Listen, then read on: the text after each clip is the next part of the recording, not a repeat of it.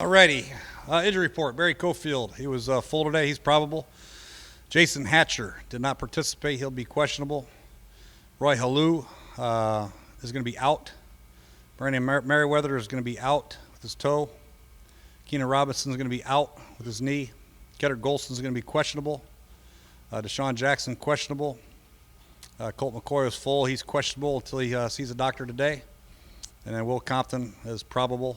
And Chris Baker was limited today. He'll be questionable.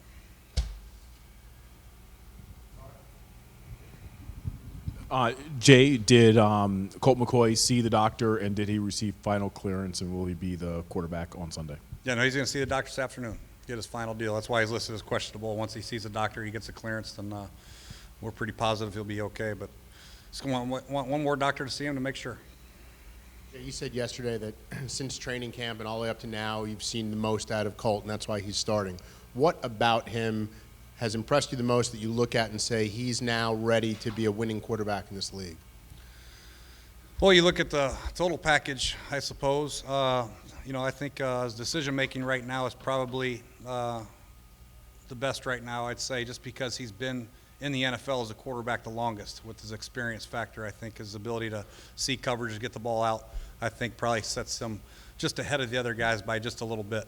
So that's really the number one reason. He still has the mobility, obviously, and he's a tough guy, and he's a good leader, and players respond to him. But I think just the fact that he's played, a veteran-type guy, presence, I think gives him the edge. Jay, probably should have followed up with you on this on yesterday. Colt said Wednesday that he had no issues, didn't expect to see any doctors, felt totally fine. For you guys to send him to the specialist again today, is this something that popped up yesterday, or is there just another hurdle you guys wanted to go through? It's just another hurdle we want him to go through to make sure we're 100% sure that there's no risk of him doing damage to his neck. So once he gets cleared there, it shouldn't be an issue. Is that a formality, basically, you yes, think? basically. Okay. Yeah. So you guys are still planning, did he have the full first team workload? Yeah, he did everything good today. He was fine. He was threw the ball well and didn't have any issues whatsoever. So just want to make sure he goes there and gets it checked out by one more guy. Doesn't hurt.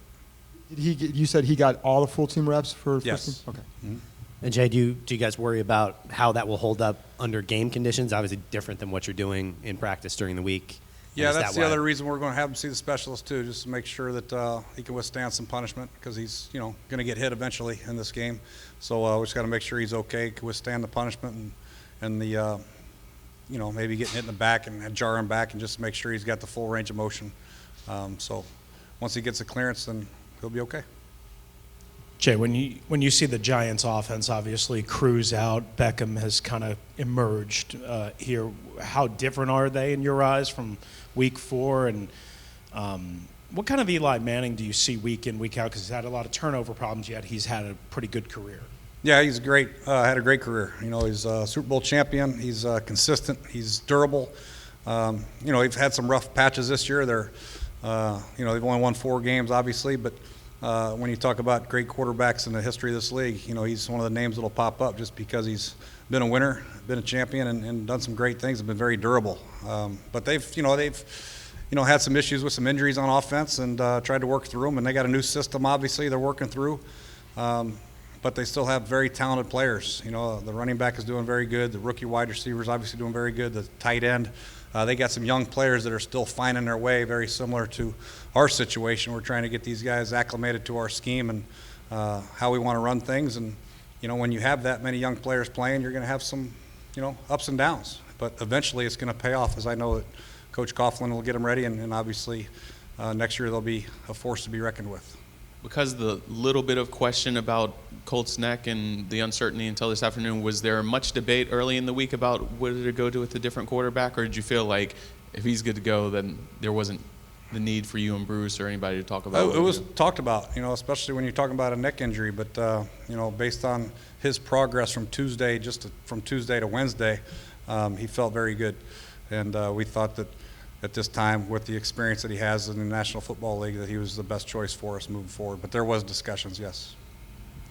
Yeah, you talked earlier this week about, if players can't get themselves motivated to play the Giants, Eagles, Cowboys, that they probably didn't belong in the league.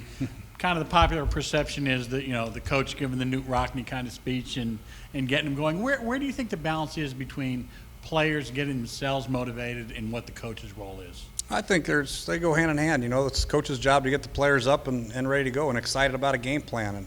And then the players got to buy into it and get excited about playing. So it's our job to make sure that we give these guys every opportunity to succeed. And when we present our game plan to these guys, have some energy, have some fun, and let them know that whatever play we install, it's the best play in football, both offense and defense, and get them excited and fired up, and then in practice have some success, and then hopefully it carries over into the game.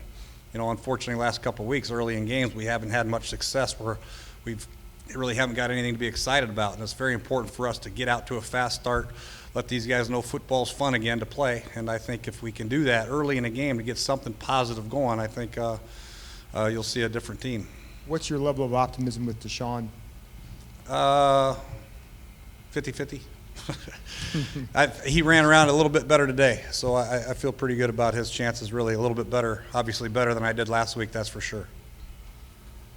To follow up on an injury from earlier, Chase Minifield, he was put on IR with a concussion. Was it a serious enough concussion to where he still might not be able to play, or was that just the move to make at the time? How's he doing right now? He's doing okay now. He's doing better. It was just a move we had to make to roster space and make sure he gets okay and cleared from all the doctors because he struggled after the game, and that's why we made the move with only a couple games left to make sure he was ready, get himself healthy. Anything else? Thanks, Coach. It's a little one. Just about Chris Thompson. I mean, is he at a point where you'd feel comfortable calling on him for the game if need to, and any chance he has a return role?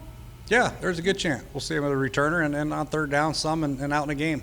He's been a good in practice squad. He's done a great job as far as being attentive at meetings, and we've thrown him out there the last couple of weeks and tried to get him some meaningful reps in practice, and he's done a good job. He's answered the bell. So come game day, we're excited to see what he can do and put him out there, try to get him out in space a little bit and see what he can do. He's a dynamic player, and hopefully we can see a lot of him these last 3 weeks.